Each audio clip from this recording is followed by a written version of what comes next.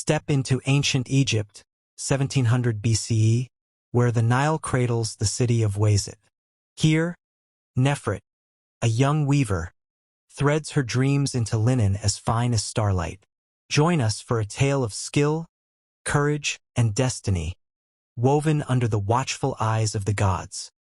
In Wazit, where the Nile shimmered under the sun of 1700 BCE, Nefret lived in a mud-brick house on the artisan's quarter's edge. At 22, her slender frame and dark eyes were less known than her skill at the loom, crafting linen rivaling the Pharaoh's court. Her fingers wove tales of gods, though her own story stayed hidden, like a scroll in a reed basket. Nefret rose before dawn, grinding emmer wheat for bread, her thoughts on her late mother, who taught her the loom's secrets. Her father, a potter, died years ago, leaving her to raise Khepri, her 14-year-old brother, a lanky boy dreaming of scribehood. Their life teetered on survival, dependent on nobles' favor. One morning, as dawn blushed pink, Nefret wove lotus patterns for a priestess of Hathor, each thread a prayer for stability. Khepri burst in, kilt dusty, clutching a clay tablet. "A royal barge is coming. The Pharaoh's overseer, Senenmut, is inspecting the temples," he gasped. Nefret's shuttle paused. A royal visit spelled opportunity or ruin. "Calm down, Khepri," she said, steadying her voice. "Finish your letters." He grinned, scratching hieroglyphs, while Nefret's mind raced. A court commission could change their lives, but Wazit's elite were cruel. A weaver friend had vanished after spurning a noble. At midday, Nefret delivered a cloth to the market, navigating streets alive with children, potters, and fishermen. The trader Thamos, stout and critical, handed her barley. "The priestess wants something divine," he said. "Can you do it?" Nefret nodded, though divine work was risky. A mistake could lose the temple's favor. Near the river, a crowd buzzed around a cedar barge with a Horus prow.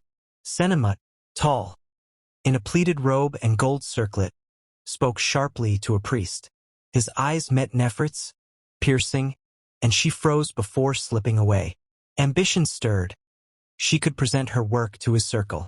That evening, over bread and lentils, Khepri chattered about scribehood. "I'll write your name in the temple records, Nefret, weaver of God's cloth," he teased. She laughed, ruffling his hair, but his words sparked a dream, her name beyond Wazit's dust.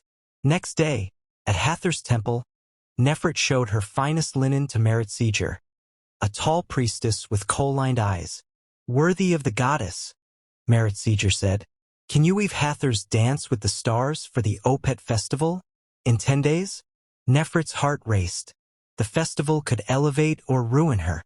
"I can," she said, earning a promise of grain, copper, and a chance to meet Senenmut.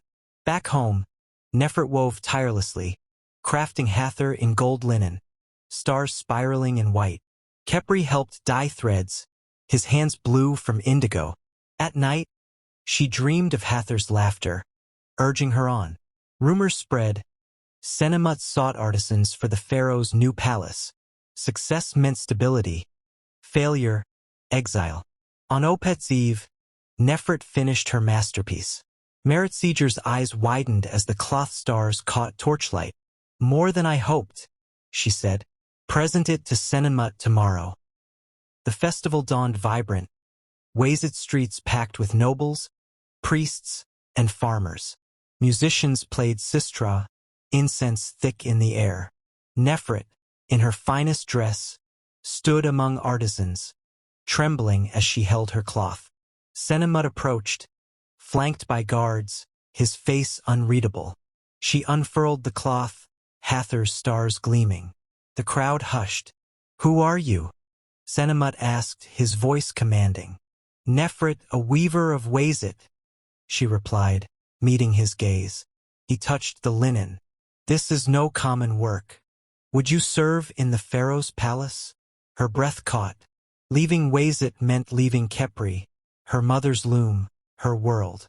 "If my brother can train as a scribe," she said. Senenmut's lips twitched. Bold. Bring him. We leave in 3 days. Nefret returned home, heart torn between joy and fear. Khepri whooped, hugging her. That night, by her loom, she traced its worn wood. Wayzit had shaped her, but the north called a new thread in her story.